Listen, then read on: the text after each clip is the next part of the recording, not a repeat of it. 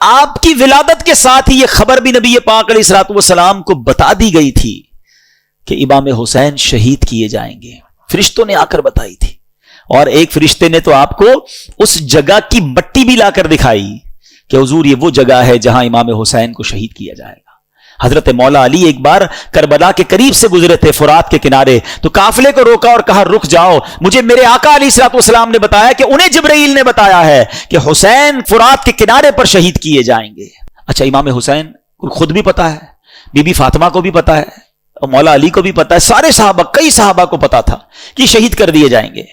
اور یہ بھی بتایا گیا کہ حضور آپ کی امت ہی شہید کرے گی. لیکن ایک بڑا ریلیونٹ کوسچن پیدا ہوتا ہے کہ پوری لائف میں کہیں پر بی بی فاطمہ نے نبی پاک علیہ الصلوۃ والسلام سے عرض کیا ہو کہ اے بابا جان, آپ حسین سے اتنا پیار کرتے ہیں, میرا بھی لخت جگر ہے, آپ اللہ کی بارگاہ میں دعا کریں, یہ جو امتحان آپ نے بتایا آئے گا یہ ٹل جائے.